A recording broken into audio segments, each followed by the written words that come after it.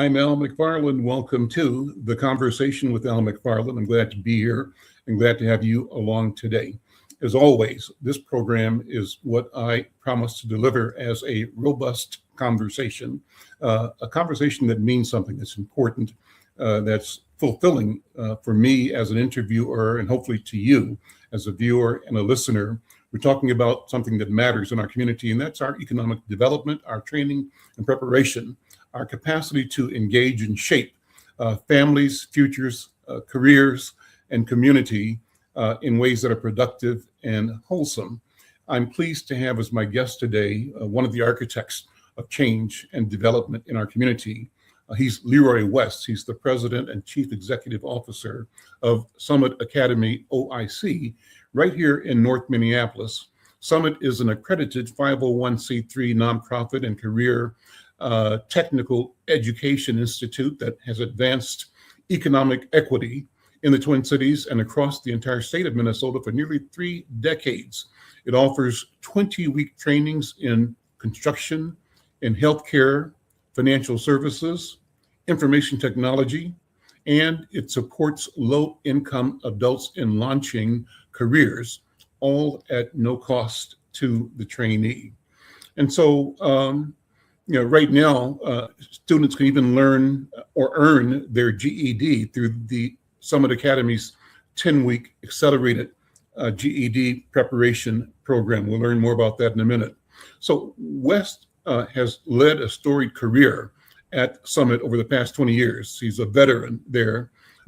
Prior to stepping into the role of president and CEO in 2022, he served as Summit's chief administrative officer, where he drove a 400% increase in enrollment, expanding from 200 to 1,000 students annually. Wow. Most recently, he's reestablished Summit as a leading workforce solution for employers seeking skilled and determined talent, building a much needed talent pipeline for generations to come. He's a graduate of Minnesota State University at Mankato. He's raised 3 sons here in Twin Cities. He's passionate about creating opportunities to help people move up into the middle class. Brother Leroy West, good afternoon.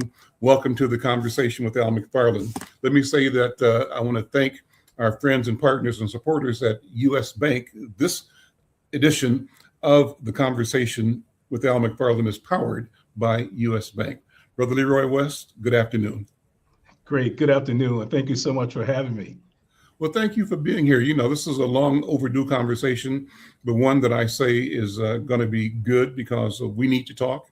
And now we're having the opportunity to share what I call an intimate conversation with thousands of people connecting with us via our social media platforms. We're streaming this program not only on KFAI, where the broadcast takes place, but also across several social media platforms, LinkedIn, Facebook, YouTube channel for Insight News, YouTube channel for the Black Press of America, the National Newspaper Publishers Association, Twitter. We'll also be cutting this interview up into small pieces that we send out as shorts across social media, and we'll be posting these on platforms like TikTok even. So we're getting the word out. And it's an important word. Let me have you start by giving sort of a OIC Summit Academy 101. What's the vision? What's the mission in your words? Well, Summit is, as you said before, is how we move people out of poverty into the middle class. I mean, that's definitely what we like to do. And we always say the best social service program in the world is a job. And we coined that phrase, years ago. And, we take someone, who has been looking to advance themselves, to take care of themselves and their family, and they might not have any skills. They can come to Summit, and we provide that education and training, and we connect them to those employers. So part of us is how we become a workforce solution institution for this region, and to help those who move from poverty and into the middle class. This organization started, I think, in 1964. And OIC, Opportunities Industrialization Centers, was the umbrella national organization Reverend Leon Sullivan. They called him the Lion of Zion, out of Philadelphia, originated the organization. What do you know about the founding, the initial vision, and what the discussion was at the time in '64 about workforce, about opportunity, about how do we break our people out of systemic poverty and into productivity, into the middle class? Yeah, I mean, if you go back to Dr. Reverend Leon Sullivan, I mean, he had the Sullivan Principles, as well, and it's about how back then in the '60s, he was working with employers there, to try to get those who are unemployed and underemployed and moving them into the workforce. And he, back in the civil rights movement, he was a strong leader back then, and he actually led a protest against 400 different businesses back there that wouldn't hire those folks of color. So especially one of the boycott was against Tasty Cakes, and what they did, they came to the table and said, "What skills do you have?" And he was like, "What skills do you need?" Mm-hmm. So then the OIC was born from there, and that concept mushroomed not only just in Philadelphia but throughout the country as well. So there were over 200 different OICs across the country, and Summit was one of them as well. And Summit's still standing, and well, we have 25 OICs in 19 states right now, with Summit's being one of the leading OICs in the country. Mm-hmm. And Summit started off under a different name. Talk about who Summit began as, and what was the evolution to its present name. Yeah, so it was called Twin Cities OIC when we first started, back in the '60s. And then that led to a merger in 1996. The former president, Louis King, led the merger back in 1996 with the organization he was running called Two or More, and Summit and Twin Cities OIC to form Summit Academy OIC. And from there in 1996 to where we are right now, we've been leading the mission and moving people out of poverty. So you've grown from a local OIC into a regional workforce development leader in Minnesota. What is the challenge? Again, I'll keep asking again and again, Brother Leroy, what is the mission? What is the need? Why is this resource necessary? Yeah, I mean, if you go back and look at, where we are, I mean, there's going to be a workforce shortage. Mm-hmm. I mean, it is coming. If you think about the baby boomers right now, I think the last age is 62. Then you have Gen Xers like me. I'm in the middle of the pack, so I got 10 cycles away and then I'm out, right? So there is a huge workforce shortage. There is a need. And I'll say in the next 3 to 4 years, there's a major cliff that's coming. And we need to develop a workforce for tomorrow, because you have, your boomers are gone, your Gen Xers. The boomers sent the Gen Xers to 4-year institutions. So mm-hmm. You basically then left those who are in the trades. There are a lot of jobs and in skills that doesn't require a 2-year, 4-year, but it requires you to have a skill and still move into a career. Those jobs are there right now, and it's just expanding more and more. And you need organizations like Summit to be able to train the next workforce for tomorrow. That's what we are, and that's what we aim to do. So, I approach this, Brother Leroy, from my experience in history as a member of the civil rights movement of that era. I was a young man when Dr. Sullivan and those lion-hearted leaders challenged racial segregation, discrimination, and laid demands on society that we be acknowledged and afforded the opportunity to be productive and earn fair wages for our labor and build families and build community.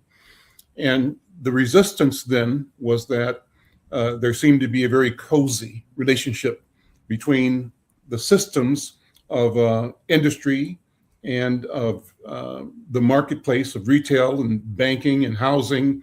All of it was kind of neatly stitched together with us on the outside in a pool of lack. And so our effort and our fight had been to say, you know what, we deserve the best that America has to offer as well. And so not only did we have to fight to ensure that we understood that we deserved that we understood what it meant to have and be the best, but also that the barriers outside, the cozy comfort of things being the status quo could be challenged by us in ways that ended up improving life for everybody. As you see it, what are the barriers now?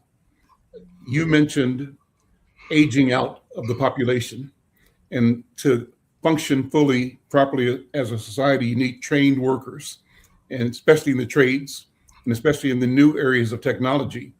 And so with so many baby boomers and Gen X's moving out, how will the next people be prepared to carry the society forward? That creates opportunity, and it further challenges the old systems of exclusion that kept us out. We are needed in a way that we haven't been before, though there still is resistance to our movement inside the arena of economic vitality and power. Am I overstating this case, or am I making sense to you? No, you are making sense, and that's absolutely correct. I mean, he or she who control labor wins, right? If you in terms of a business, and you can't, and there's untapped talent in the communities in which we serve, so you can't ignore that. And right now, this how the challenges is how do we now break down those barriers and create access with those employers?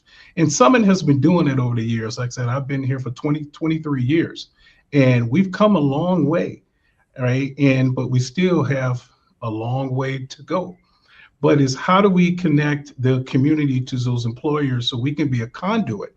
So then when you start creating access right now and start creating talent and skills, and now they're with those employers, then it's like the ant trail, right? So then somebody goes in, they're going to tell somebody else in their community, and they're going to come follow them.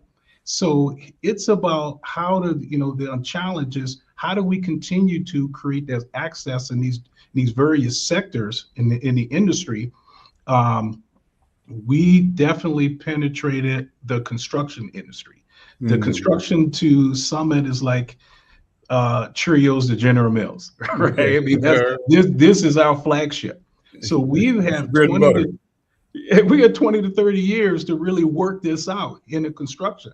So, I can honestly, say in terms of being a community-based organization, we're one of the largest community-based accredited trainers in construction in this region, where we're able to connect people of color and women and move them into construction trades. Thousands.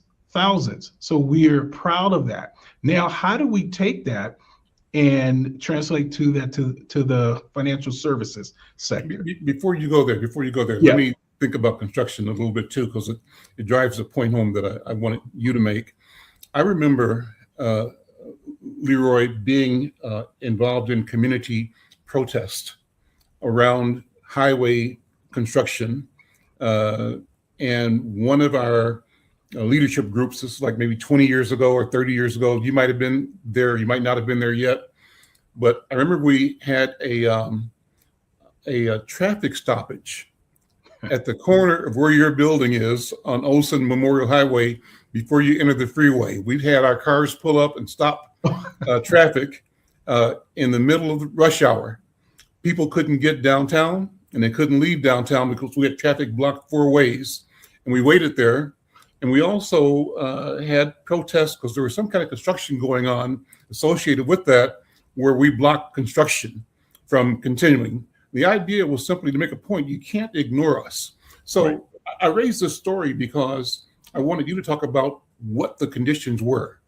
It's easy to think that the society has always been fair, that the principles of democracy, are just stellar, but our lived experiences show that this has been a struggle from the beginning and remains a struggle. So take a minute and say what the world was like, even when you grew up and got into the profession 20 years ago, and what was it like before you, from what you learned in school, what your parents said?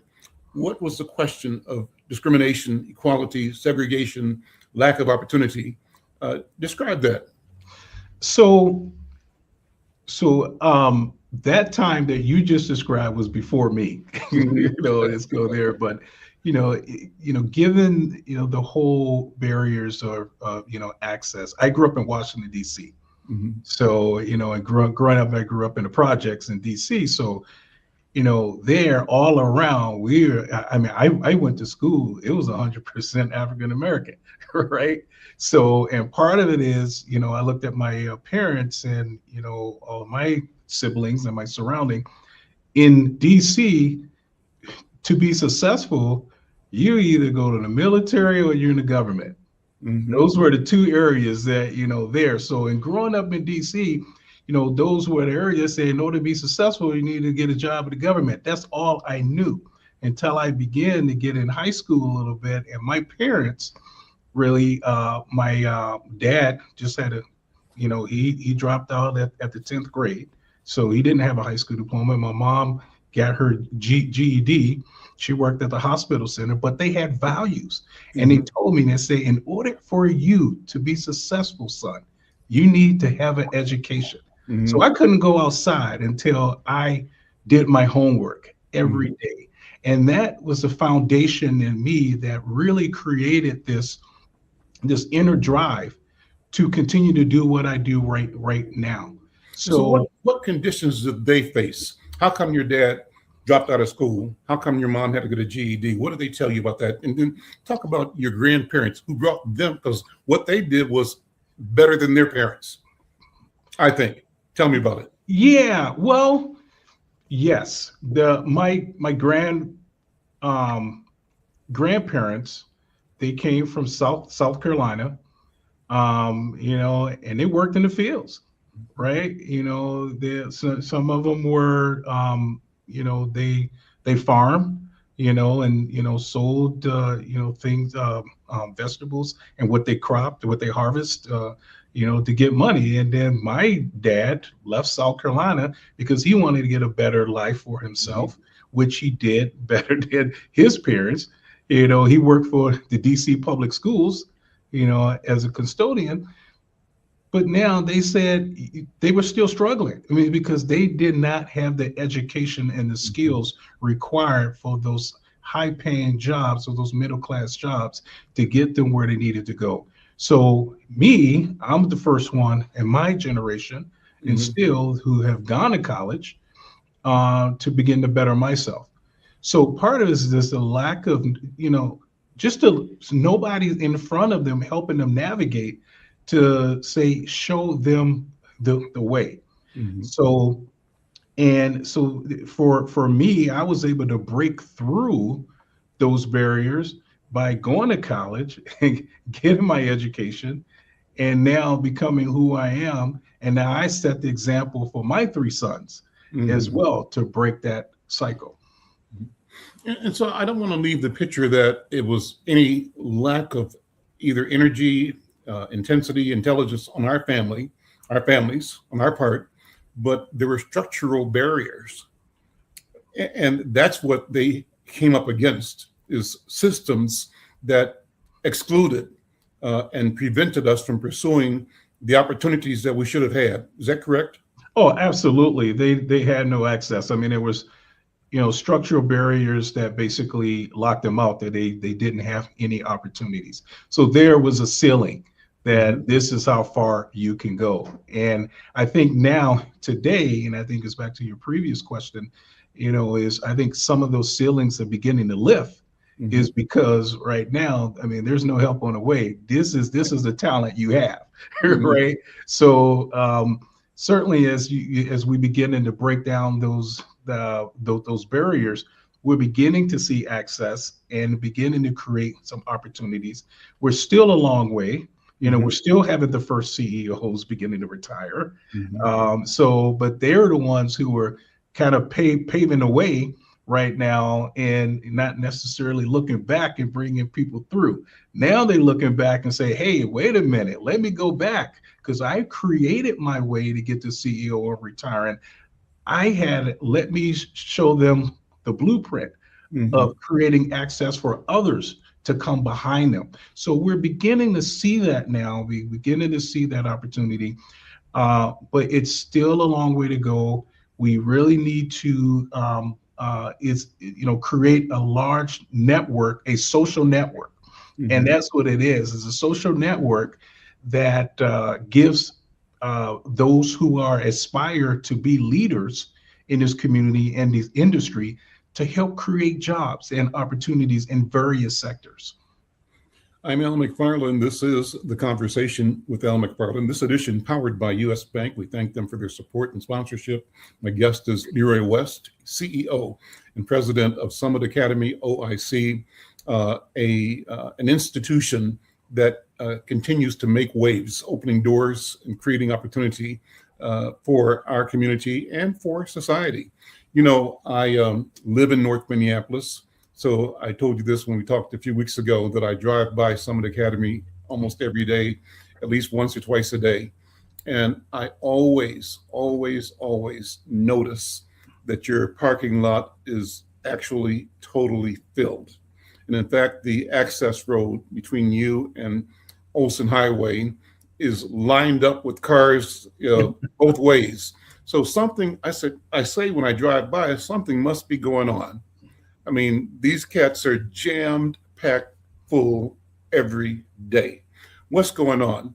What's happening that you've got this kind of energy and intensity at Summit Academy OIC?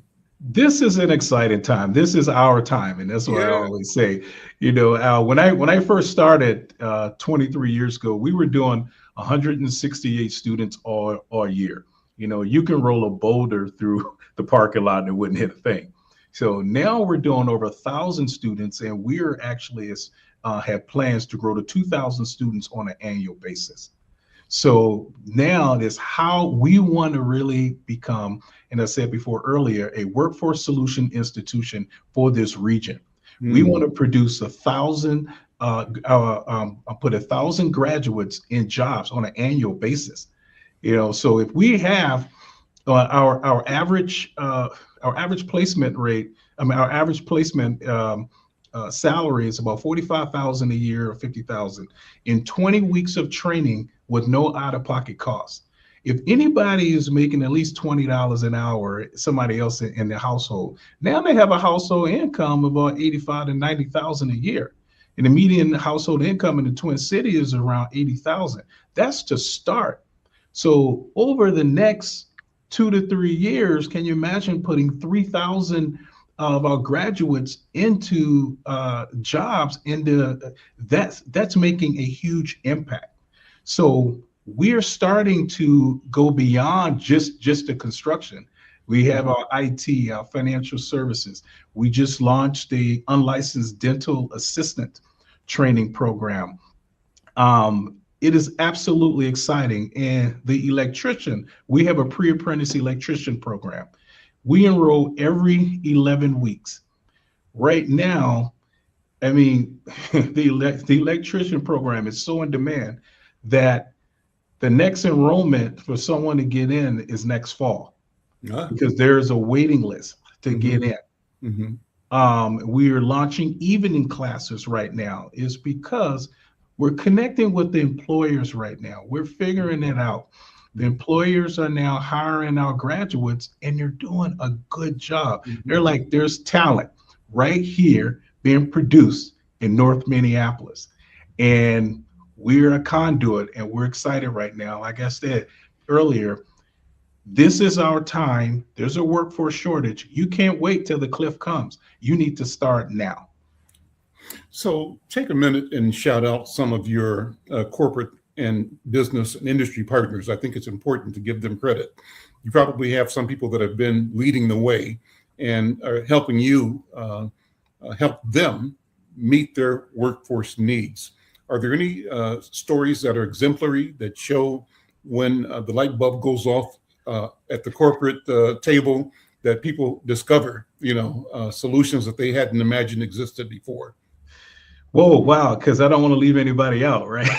So this certainly is a shout out to everyone. But I would say, we actually put together and I launched this new division a couple of years ago, this workforce solution division, to really connect with these employers, because what we're trying to do is move them from a casual relationship to a committed to a connected. And these are employers who not only just give us dollars, but also come help inform us of our curriculum so that we can produce a better employee with the competencies and skills they needed on day one. And then when three, we want to do those two and hire our graduates as well. So when you start looking at folks who are sitting in that, they're in all areas. I would like to shout out to US Bank, who's been a very, very strong partner with Summit, Ameriprise, Mortensen, and God, I can go on and on. But those are just three right now that are just highlight that has been absolutely phenomenal in helping Summit achieve where we are today. We'll take a minute and go over, if you don't mind, how does a U.S. bank support a Summit? How does Ameriprise? How does Mortensen? And those are three different kinds of companies. One, banking, obviously. One is financial services. The other is construction, Mortensen. So how does the relationship make sense to them? And I'm asking the question so that you can also invite other companies to do what these companies have done to support your students and your program. But yes, certainly. And again, a lot of these employers, they give, so as I said before, no student pays 1 cent out of their pocket to attend, which is already a challenge, right? So from a corporate standpoint, giving us dollars. What would it cost if a student had to pay for the training that you give them? What would the likely fee be? The tuition is $8,000 to attend Summit for 20 weeks. Wow. Okay. Yeah. All right. And that's a tuition. The cost of education is about $11,000. Yeah. Okay. So now we're going from 1,000 to 2,000. You see what we need in order for us to basically hit those numbers. So again, those who are giving dollars, but also those who are helping us shape the curriculum. We have an industry advisory committee in the various sectors, from the dental to the medical admin to IT, financial services, all of our programs that we meet a few times a year. And we have employer partners that help us look at the curriculum, review our equipment, our trainings, and just help us to modify what needs to be modified so that we are training to today's standards. So we have that employer engagement. And at the end of the day, is hiring our graduates. It's opening the door so that those students who are graduating are making a living wage job, taking care of themselves and their families. At the end of the day, that's what it's all about. Let me throw another scenario out. As you were speaking, I remember our protest a generation ago was that when, so the protest on Olson Highway was because construction crews were coming in to do highways and building and development, but none of those crews contained our people. So white people came in and built the infrastructure and maintained it. And we were locked out of the opportunity to fix our own house, our own streets, our own neighborhood. And that is what we protested. We said, you know what? If we can't do this, it ain't going to be done. Right. And we had to do it in a way that got the attention of both the industry and the government. So that I think that led to, and this was all kind of led by your predecessor, Louis King, uh, getting the attention of both the government and the big contractors, like the stadiums were being built and uh, major arenas, Yep. and coming up with systems to guarantee workforce participation by our people that hadn't been done before. And before, Minnesota had this smugness about it that said, oh, there's only 4% Black people in the state of Minnesota, or 2%, 1% way back when. And so we haven't got a problem. But from the members of that 1% and 2% who couldn't get a job because they were Black, there is a problem. And so somebody had to bring that together where we were not systematically ignored or marginalized while business as usual went on, creating the Ozzie and Harriet good life for white folks, and having us looking in, wishing we could have a chance at owning a home in the suburbs or in our neighborhood. So the challenge addressed that. One of the things that we experienced that I've written about was, when Minneapolis and neighborhood organizations needed employees, as often as not, somebody would get hired from Sauk Center or Brainerd or Duluth and come in and get a 2 or 3 year job, becoming an expert on poverty and Black people, right? And keep moving up the ladder and keeping us where we are. We were a problem that was nice to look at. And they would say, we're going to solve the problem, but they admired the problem and kept us in a position of need, of deficit, and of want. We objected to that. What I hear you saying now, Leroy, is that you've created a machine that reverses the flow. That somebody coming out of Summit Academy might go to Brainerd, Sauk Center, Redwood Falls, Worthington, and create benefit and value for that community because of his or her talent, the training that he or she acquired at Summit Academy. We've changed the project, reversed the flow. What do you think about that? Yes, so you so eloquently put it. Go ahead. So, my hat goes off to, my Lewis King, my predecessor, and you and those who helped chop down the trees through the forest, so you can have somebody like me to create the machine so that there's not enough resistance, so that the path has been cleared. And there was a lot of chopping. Believe me, I was here. Right? And you know what? There's still chopping, right? Because there's still other sectors that we have not been able to penetrate. But certainly, we look at the flow. We wanted to create a machine big enough that you can't ignore us. You just can't ignore us. And that's why I say one of our missions is to be a workforce solution institution in this region, so that so you can't ignore. When you talk about sourcing talent and where they're coming from, we want to think of Summit Academy OIC. And again, there's the labor shortage. I mean, Mother Nature is going to take care of itself, right? So there's going to be there is definitely the workforce need, and they're going to be looking for talent. So the machine that we built, and it is a machine, cranking out 1,000 graduates a year who are ready to work, prime time. That's major impact. Now we're talking about impact to our community, so that they're now able to get these living wage jobs and able to stay in their homes, own the homes, right? And set examples for their kids. So that's, and there's a lot of hidden curriculum that exists, when we're talking about placing our students and creating opportunities, because it's creating a community.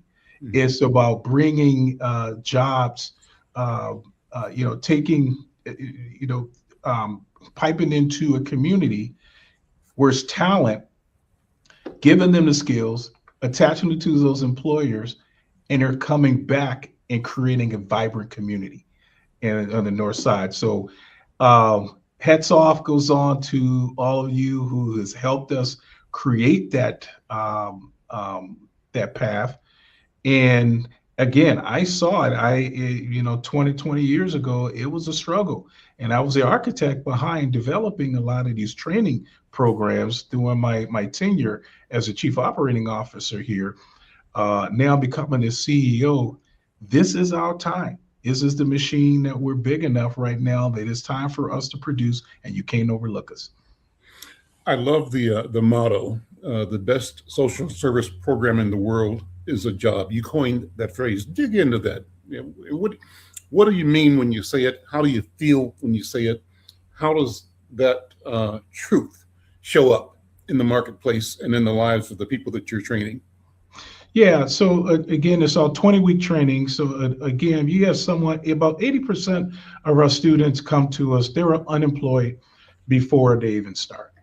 So they were either on some type of a county assistance, or there was somebody either transitioning from prison. Somebody was I wouldn't say telling them what to do, but they had to report to someone, right? So now you come to Summit, we want to, for 20 weeks, we want to provide you with a skill. So now you're able to get that job or have that career. So let me change it, because we want to start talking about a career.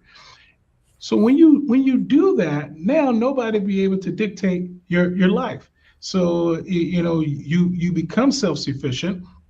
You start to own your own home. You hopefully begin to go out to eat, take your family on a vacation, and you start doing some of those things. So we said the best social service program in the world is a job.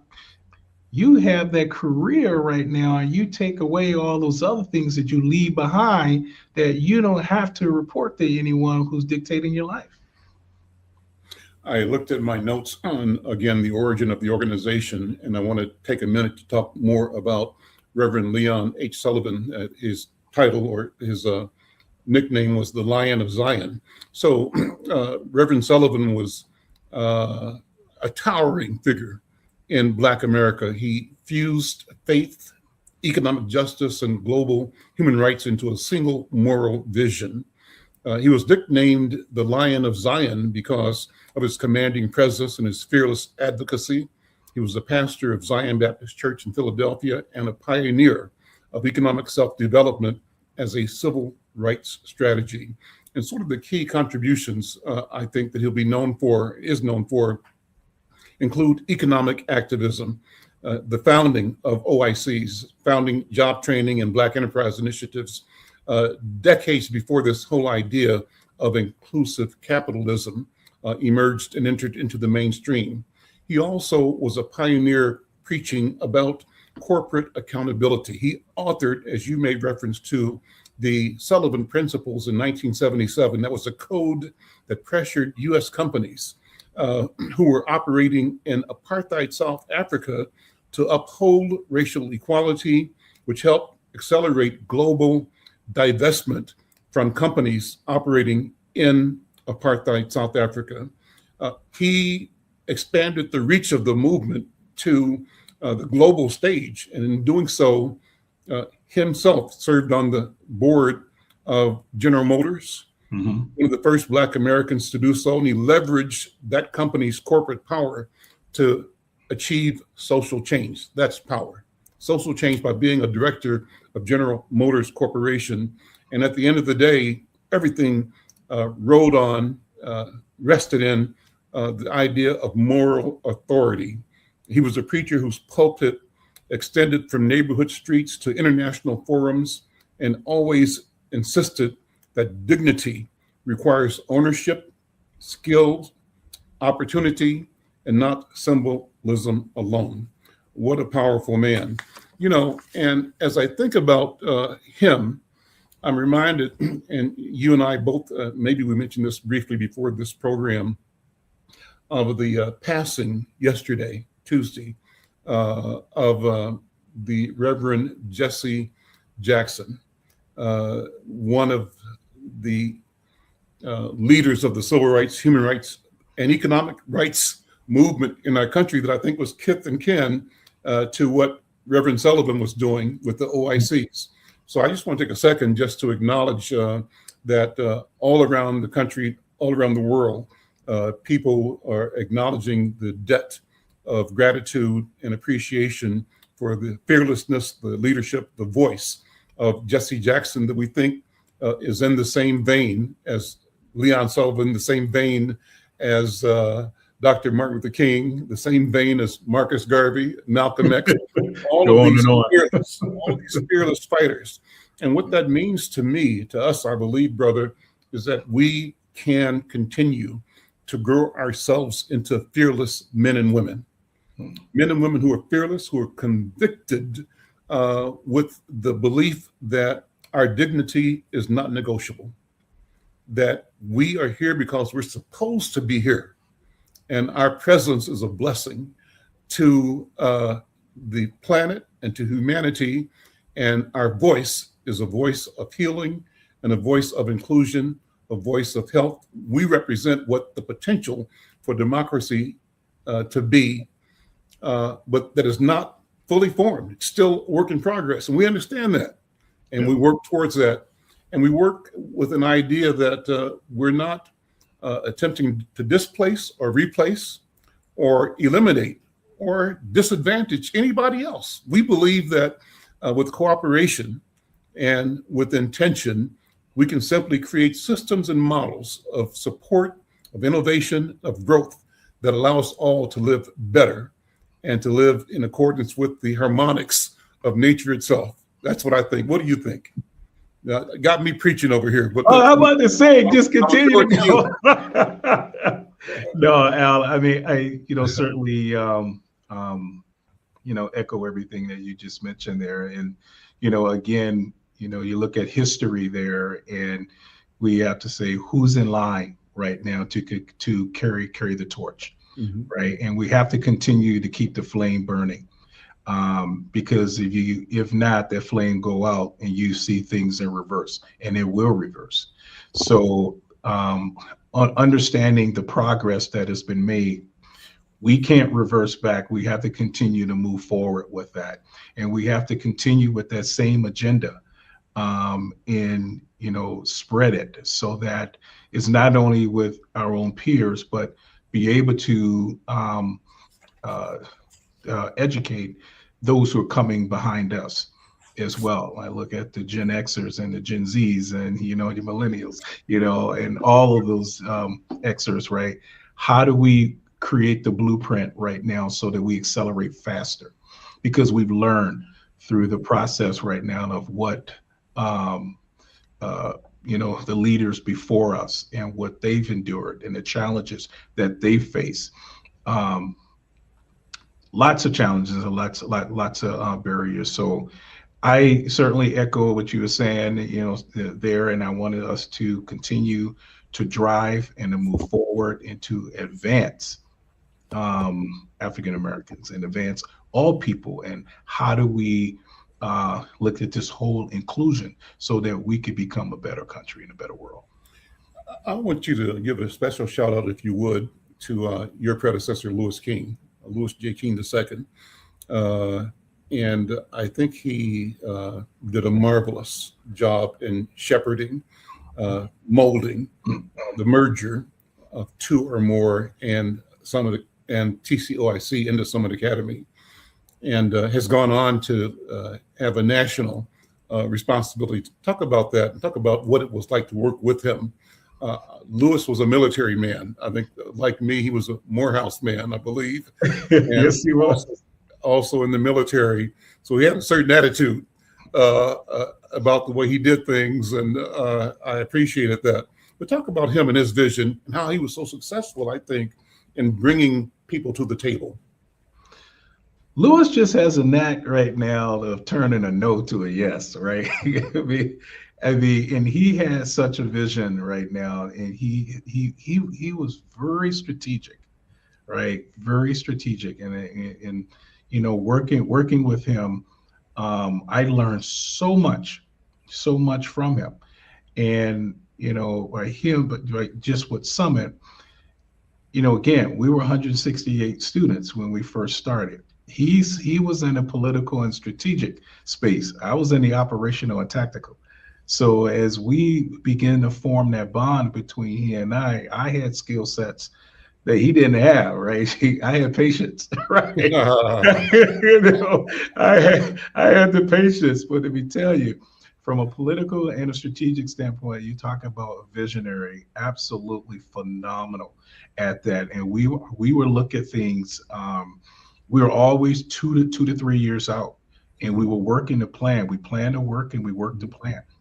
I And remember visiting Lewis in his office down at your place there, and always had a whiteboard, and always drawing, mapping it out, and it's creating right here. ideas. right there, right? Yeah. It's right here. And the same thing I learned is absolutely the same thing from him. And he's doing the same thing at the national level, as well. It's but he's doing it on a bigger scale, right? So you're looking at the OICs and how he moves the mission. And as you said before, we took at Reverend Leon Sullivan, how he was a visionary. And with his passing, unfortunately, the OICs really didn't have that type of leader, in which we lost a lot of ground. So now he was tapped on the shoulder to help to bring that back. So he's at the national level in that movement right now, and really trying to mobilize all the OICs and gaining us, together again, so that we can continue to carry out the legacy of Dr. Reverend Leon Sullivan. How do people support you? How do I know you're looking for and have received and will continue to seek corporate support, but how else can citizens support you outside of becoming students and beneficiaries of the training you provide?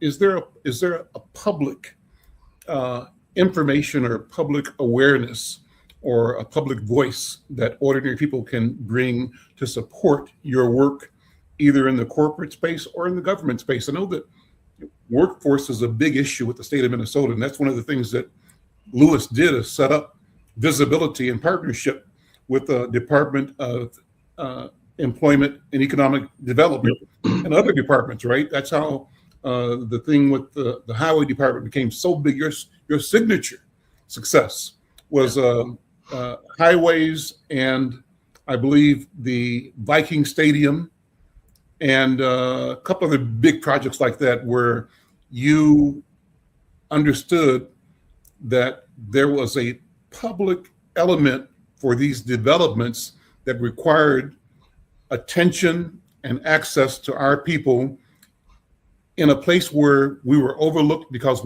our voices were not heard, we were not seen in previous generations. We together made ourselves visible and undeniable, and change has taken place, and it's still more to do. But and I forgot the question I was going to ask about there, but I'm trying to paint this picture of leverage and working with the government in particular. So how do citizens support your work in the public space that continues to grow resources for you to do the work you're doing? That's the question.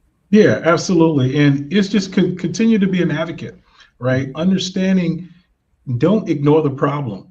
Is how do we continue to create a solution to the problem? And then the problem is there is a workforce shortage. And where are you going to source your talent? So the fact that is, from the employer base, because employers right now, they're looking at what their workforce is going to look like for the next 5 to 10 years. So they're planning that right now. How do they groom internally? Where do they get their bench strength from coming through?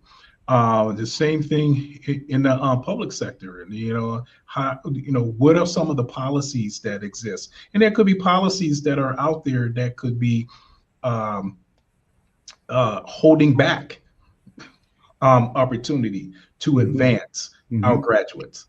So, how do we now be an advocate so that we get our students in faster, or get communities of color, or those who may not have a 4-year degree or a 2-year degree, but they have a certificate in skills to be able to qualify for certain jobs, right? So, and they have the talent to do so. So how do we can continue to advocate for that and open up and to change policy so that more of our graduates can move into those careers? I didn't ask you about the demographics. Who are you serving? Tell me about the demographics of the populations that you serve, and where do you see that evolving to as you go from 1,000 to 2,000 in the next several seasons? You know, it's been interesting because in all of my years here at Summit, it has always been the same where 80% of our students come from Minneapolis and the surrounding suburbs. The other 20% is from St. Paul and the surrounding suburbs. Okay. So, and that number has not changed. But how do we want to continue to penetrate? Describe the students. Are the students primarily African American or international, or mostly men, mostly women? How old, how young? What's the profile? Sure. So our average age is about 26, 27 years old. Mm-hmm. And 85% of our students are students of color. Mm-hmm. African American sitting at about 65% of that population is about African American, and then it's a mix of all of the other there. So, but we have students, you know, and by mix you mean probably Native American, Somali, Hmong, Native American, Somali, Hispanic, international, Latino. International. Yeah. Mm-hmm. Yeah. So, and we have students coming from 100 different zip codes. Mm-hmm. From 100 different zip codes that they drive in. And the more and more they're hearing a summit, they're hearing a summit is because of our training. And that's what we're becoming known for, is we're becoming an institution where we produce good trainers and good graduates that, people are referring, even employers are referring students to come to Summit. You say, you go get the training. Mm-hmm. Hey, when you come in, it's 20 weeks. It's a grind. You mm-hmm. come in here, you take your hats off, pull your pants up, address each other as sir and ma'am, mm-hmm. right? So when you come in week 1, by week 20, you're going to be work ready and you're going to be ready to go. So teaching the skills is one thing, right? That helps you get the job, but the soft skills help you keep it. So that's also infused in what we do as well. So you talk about the demographics, they come from all walks of life. You know, someone who is could have tried a 2-year, 4-year, they dropped out for whatever reason. You could have someone who wanted to change a career, someone who's transitioning from prison, or somebody just been sitting on mom's couch for 4 or 5 years trying to figure out what they're going to do with their life, right? They come from all walks of life. Mm-hmm. So that's who we serve. Mm-hmm. Are you destroying myths about who we are? Here's the question. For a long while, when the marketplace wouldn't hire our people, they had an excuse saying, we can't find them, first of all.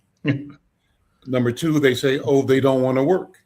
And they said that so much that we ended up saying it, they don't want to work, and so we see our own people, and if they weren't wearing the hard hat at the time and had a bus corner, we just write them off even quicker than the outside society wrote them off.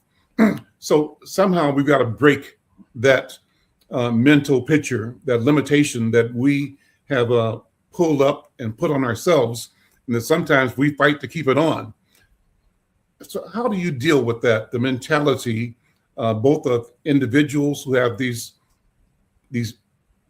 baggage that they bring, but also the baggage in the community that reinforces the idea that our people don't deserve, or are not willing, or are not capable, or are not able to be productive, functional, and successful. How do you break that?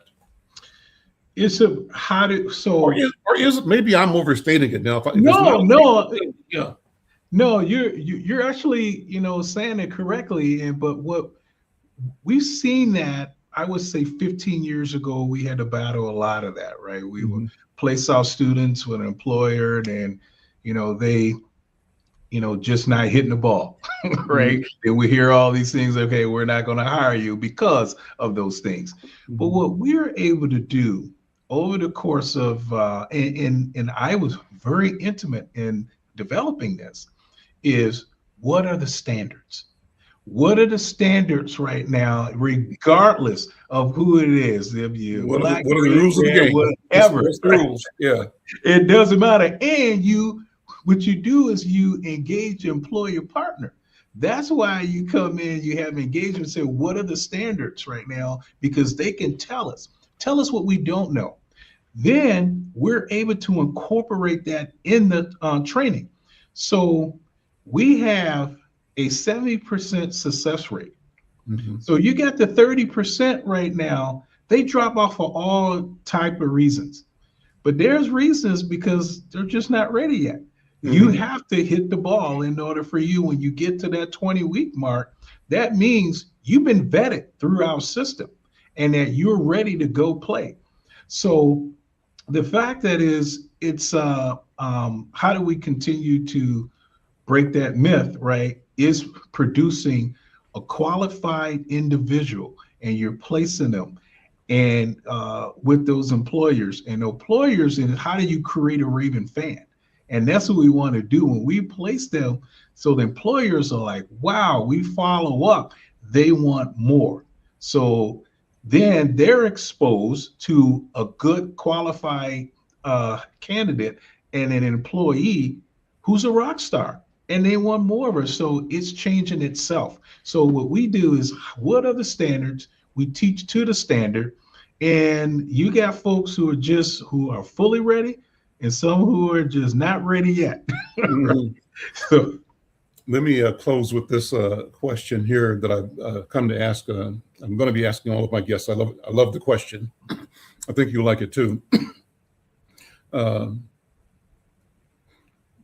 Leroy West, the year is 2126. It's February 18th, 2126. And we won. We won. Wow. How's it look? That's a great question.